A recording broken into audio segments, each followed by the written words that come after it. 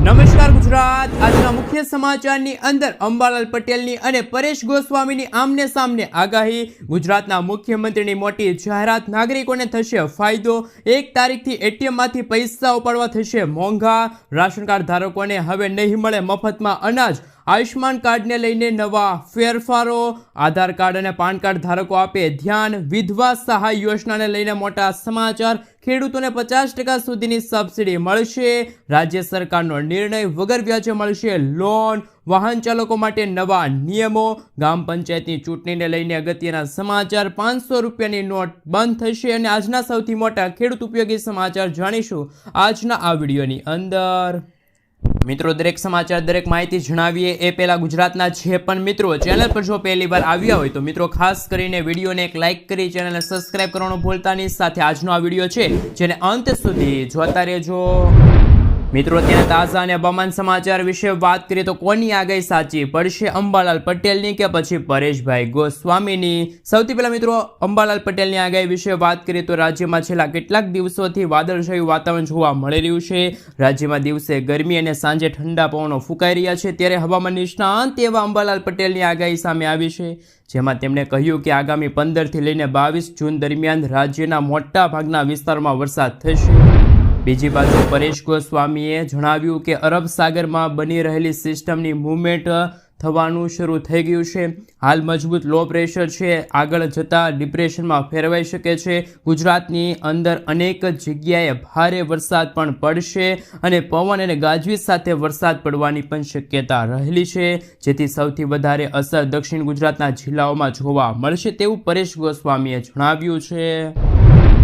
મિત્રો, ત્યાર પછીના સમાચાર વિશે વાત કરીએ તો ગુજરાતમાં રોડ રસ્તાના રિપેરિંગ માટે 107 કરોડ રૂપિયા મંજૂર। ગુજરાતના મુખ્યમંત્રી ભૂપેન્દ્ર પટેલે રાજ્યના નગરોમાં માર્ગ સલામતી સુધારવા અને સારા રસ્તાઓની સુવિધા માટે મહત્વનો નિર્ણય જાહેર કર્યો છે। ચોમાસામાં ભારે વરસાદથી થતા નુકસાનના ભાગરૂપે રસ્તાઓને રિપેરિંગ કરવા માટે 149 નગરપાલિકાઓને કુલ 107 કરોડ રૂપિયાની સહાય છે એ મંજૂર કરી છે। નગરપાલિકાઓની કેટેગરી મુજબ 40 લાખ રૂપિયાથી લઈને 1 કરોડ સુધીની રહેશે, જેથી નાગરિકોને સુરક્ષિત અને સુવિધાજનક માર્ગો મળી રહેશે। મિત્રો, ત્યાર પછીના સમાચાર વિશે વાત કરીએ તો રાશન કાર્ડ ધારકો માટે અગત્યના સમાચાર। ગુજરાતના સસ્તા અનાજના દુકાનદારો અને સંચાલકો દ્વારા એક મોટો નિર્ણય લેવામાં આવ્યો છે। તેઓ રવિવારથી રાશન દુકાનો બંધ રાખીને હડતાલ પર જવાની જાહેરાત કરી છે। આ હડતાલ પાછળ મુખ્ય કારણ રાજ્ય સરકારની KYC પ્રક્રિયામાં વિલંબ અને તેની અમલમાં દુકાનદારોને ત્રાસનો સામનો કરવો પડે છે। દુકાનદારોની માંગ છે કે સરકાર KYC પ્રક્રિયાને સરળ બનાવે અને 20,000 રૂપિયાના કમિશનની પદ્ધતિમાં ફેરફાર કરે। જો આ માંગણીઓનું નિરાકરણ નહીં આવે તો તેઓ હડતાલ યથાવત રાખશે અને છેલ્લે કોર્ટમાં પણ જવા માટે તૈયાર છે। તો મિત્રો, દુકાનદારો એક ઐતિહાસિક નિર્ણય લીધો છે।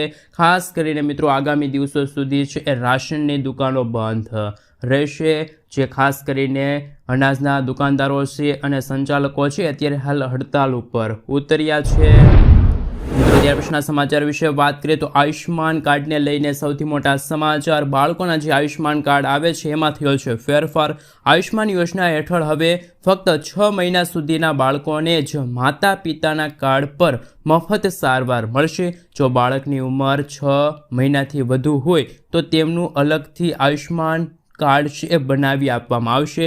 પાત્રતાની શરતો અનુસાર નવું આયુષ્માન કાર્ડ છે એ બાળકને મળશે। અત્યાર સુધી માતા પિતાના આયુષ્માન કાર્ડ પર 5 વર્ષ સુધીના બાળકોની મફત સારવારની સુવિધા મળતી હતી, પરંતુ હવે નવા નિયમો લાગુ થયા છે, નવા ફેરફારો જાહેર થયા છે। એ અંતર્ગત હવે 6 મહિના સુધીનું બાળક હશે એમને જ એમના માતા પિતાના કાર્ડ ઉપર મફત સારવાર મળશે। જો બાળકની ઉંમર 6 મહિનાથી વધુ હશે તો એ બાળકને અલગથી આયુષ્માન કાર્ડ કાઢી આપવામાં આવશે।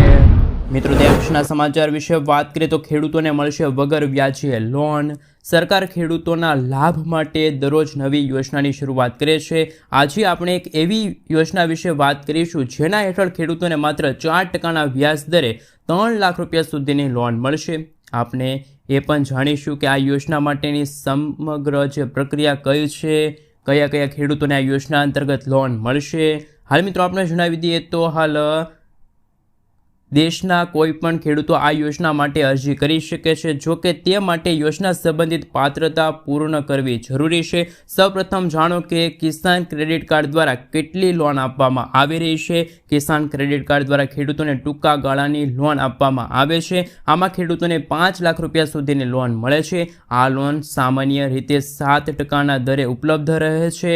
યોજનાના 9% લોનમાંથી 2% તો સબસિડી કાપવામાં આવે છે. જો ખેડૂત દ્વારા સમયસર લોન ચૂકવવામાં આવે તો ખેડૂતોને આ લોન છે 4%ના વ્યાજ દરે મળી રહેશે.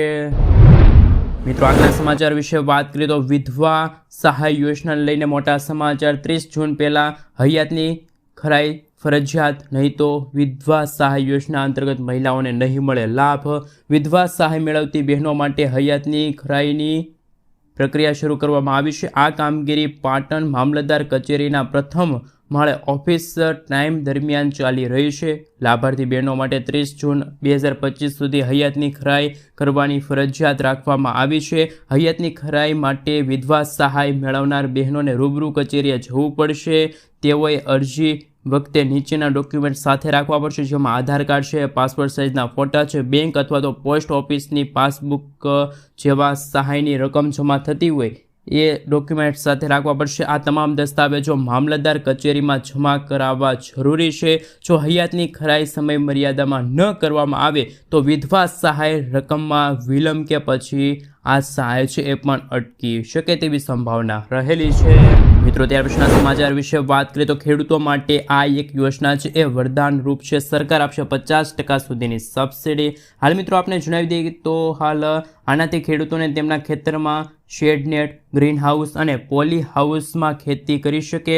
ખેડૂતોને પ્રોજેક્ટ ખર્ચના 50% સુધીની સબસિડી આપવામાં આવે છે. આ ઉપરાંત ખુલ્લા ખેતરમાં આમલા છે, કેરી છે, જામફળ જેવા ફળોની ખેતી કરતા ખેડૂતોને 40% સુધીની સબસિડી મળે છે. સરકાર ખેડૂતોને માત્ર ગ્રીન હાઉસ અને પોલી હાઉસમાં ખેતી કરવા માટે જ નહીં પરંતુ કોલ્ડ સ્ટોરેજ સ્થાપવા અને મશરૂમની ખેતી માટે પણ સબસિડી આપી રહી છે. કોલ્ડ સ્ટોરેજ માટે લગભગ 30 થી 50% સુધીની સબસિડી આપવામાં આવે છે. આ ઉપરાંત મશરૂમની ખેતી કરતા ખેડૂતોને 40% સુધીની સબસિડી મળશે. કેવી રીતે અરજી કરી શકો છો? ખેડૂતો રાષ્ટ્રીય બાગાયત બોર્ડની સત્તાવાર વેબસાઇટ પર જઈને અરજી કરી શકે છે. જો તમારા પ્રોજેક્ટની કિંમત 20 લાખ રૂપિયા છે તો તમારે 2000 રૂપિયા ફી ચૂકવવી પડશે અને જો ખર્ચ 20 લાખથી 50 લાખ રૂપિયા વચ્ચે હોય તો તમારે અરજીની ફી તરીકે 5000 રૂપિયા ચૂકવવા પડશે. ખાસ મિત્રો કયા કયા ડોક્યુમેન્ટ સાથે રાખવા પડશે, જેમાં પાન કાર્ડ છે, મતદાર આઈડી કાર્ડ છે, આધાર કાર્ડ છે, ભાગીદારી પેઢીની નોંધણી છે, કંપની, સોસાયટી, ટ્રસ્ટ વગેરેની નોંધણી છે ખેડૂતોને સાથે રાખવી પડશે. આ તમામ ડોક્યુમેન્ટ સાથે રાખવા પડશે. મિત્રો આગલા સમાચાર વિશે વાત કરીએ તો પાન કાર્ડને લઈને અગત્યના સમાચાર. પાન કાર્ડ બંધ, મોટો નિર્ણય લેવામાં આવ્યો છે. કેન્દ્ર સરકારે પાન કાર્ડ ધારકો માટે નવી ચેતવણી જાહેર કરી છે. સરકારનું માનવું છે કે જો તમે પાન કાર્ડ એટલે કે આધાર નોંધણીમાં આઈડીની મદદથી પાન કાર્ડ મેળવ્યું હોય તો તમારે તમારા આધાર કાર્ડને મૂળ આધાર નંબરથી બદલવું જોઈએ, નહીંતર તો તમારું પાન કાર્ડ હવે 31 ડિસેમ્બર 2025થી કામ કરવાનું બંધ કરી શકે છે.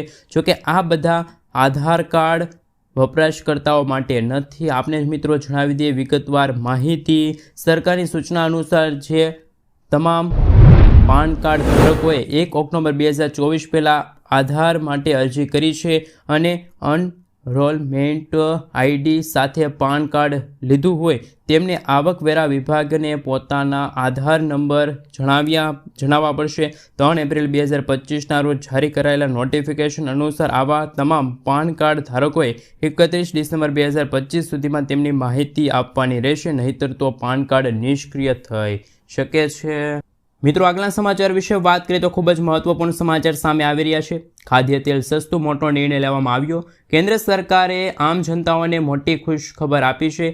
સરકારે ખાદ્ય તેલની કિંમતને કાબૂ લેવા માટે મોટું પગલું ઉઠાવ્યું છે. કેન્દ્રે ગઈકાલે જાહેર કરેલા એક નોટિફિકેશન મારફતે ખાદ્ય તેલ પર બેઝિક આયાત જકાતમાં 10%નો ઘટાડો થયો છે. આ ફેરફાર આજથી જ એટલે કે મિત્રો કહી શકાય કે 31 મેથી જ લાગુ થઈ ગયો છે. આયાત જકાતમાં ઘટાડાથી વિદેશી બજારોમાંથી આવતા તેલ સસ્તા થશે, જેના કારણે ઘરેલું બજારમાં પણ તેલની કિંમતો છે એ પણ કાબૂમાં આવી જશે. મિત્રો આગલા સમાચાર વિશે વાત કરીએ તો હાલ અગત્યના સમાચાર સામે આવી રહ્યા છે. તેમના વિશે મિત્રો જો વાત કરવામાં આવે તો ખાસ કરીને 500 રૂપિયાની નોટબંધને લઈને આવ્યા અગત્યના સમાચાર. બેન્કિંગ નિષ્ણાંતો એ એવું જણાવ્યું કે આરબીઆઈએ માર્ચ 2026 સુધીમાં 500 રૂપિયાની નોટો બંધ કરી શકે એવા અત્યારે સમાચાર મળી રહ્યા છે. આરબીઆઈએ 500 રૂપિયા, 1000 રૂપિયા, 2000 રૂપિયાની જૂનું નોટો બંધ કરી દીધી છે. હવે આરબીઆઈ 100 અને 200 રૂપિયાની નોટોનું ચલણ વધારીને 500 રૂપિયાની નવી નોટો બંધ કરી શકે છે. તેનો ઉદ્દેશ કાળા નાણાંને રોકવાનો રહેશે. ઉપરાંત સરકાર વિકસિત ભારત 2047ને ધ્યાનમાં રાખીને ડિજિટલ પેમેન્ટને પ્રોત્સાહન આપવા માટે વર્ષ 2026 સુધીમાં આ ઐતિહાસિક નિર્ણય છે પણ લઈ શકે છે. મિત્રો, આ અંગે અમારી ચેનલ કોઈ પણ પ્રકારની પુષ્ટિ કરતી નથી કે આ 500 રૂપિયાની નોટ છે ખરેખર બંધ થઈ જશે. મિત્રો, આગળના સમાચાર વિશે વાત કરીએ તો હાલ સરકાર આપશે ફ્રી ઇન્ટરનેટ સુવિધા. દેશમાં મૂળભૂત સુવિધાઓ સાથે ઇન્ટરનેટ જોડવા જઈ રહી છે. ફ્રી ઇન્ટરનેટ બિલને મંજૂરી પણ મળી ગઈ છે. સરકારે હાલ મિત્રો ખાસ કરીને મંજૂરી આપી દીધી છે. આ બિલમાં દેશમાં પછાત અને ગરીબ વર્ગના લોકોને મફત ઇન્ટરનેટ આપવાની યોજના અમલમાં મૂકવામાં આવી છે. તેનો ઉદ્દેશ દેશના ગરીબો ડિજિટલ ઇન્ડિયાથી દૂર ન રહે, જેમાં સરકાર દ્વારા કોઈ પણ ચાર્જ વિના ઇન્ટરનેટ મફત આપવામાં આવશે.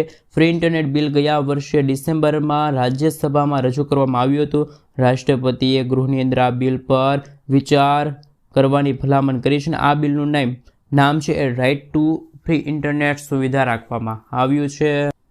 મિત્રો, આગળના સમાચાર વિશે વાત કરીએ તો અગત્યના સમાચાર સામે આવી રહ્યા છે. તેમના વિશે વાત કરીએ તો મિત્રો સામાન્ય નાગરિકોને મોટી રાહત મળશે. જીએસટી કાઉન્સેલિંગની આગામી બેઠકમાં સરકાર જીએસટી પર જનતાઓને રાહત આપી શકે.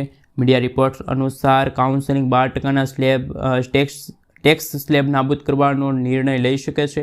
એવું કહેવામાં આવી રહ્યું છે કે જીએસટી કાઉન્સેલિંગ બેઠકમાં આ નિર્ણય અંગે ચર્ચા થઈ શકે છે. હાલમાં દેશમાં જીએસટીના 4 સ્લેબ છે, જેને ઘટાડીને 3 કરવાની સંભાવના છે.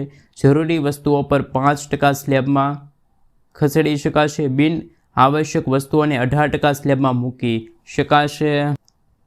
મિત્રો, આગળના સમાચાર વિશે વાત કરીએ તો ગ્રામ પંચાયતની ચૂંટણીને લઈને અગત્યના સમાચાર સામે આવી રહ્યા છે. હાલ મિત્રો સમગ્ર ગુજરાત રાજ્યમાં અત્યારે ચૂંટણીનો માહોલ જામ્યો છે.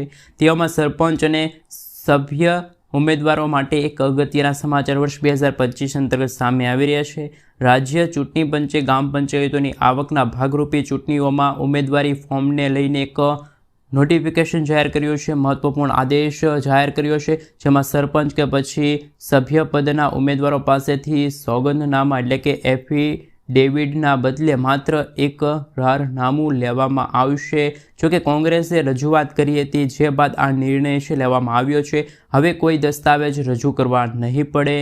તો મિત્રો, હાલ જે રાજ્યમાં ચૂંટણીનો માહોલ જામ્યો છે ને ગ્રામ પંચાયતની ચૂંટણી આવી રહી છે, તેવામાં સરપંચ અને જે સભ્ય ઉમેદવારો માટે જે ફોર્મ ભરવા માટે જે ખાસ કરીને મિત્રો સોગંદનામું મગાવવામાં આવતું હતું, એ હવે મગાવવામાં નહીં આવે.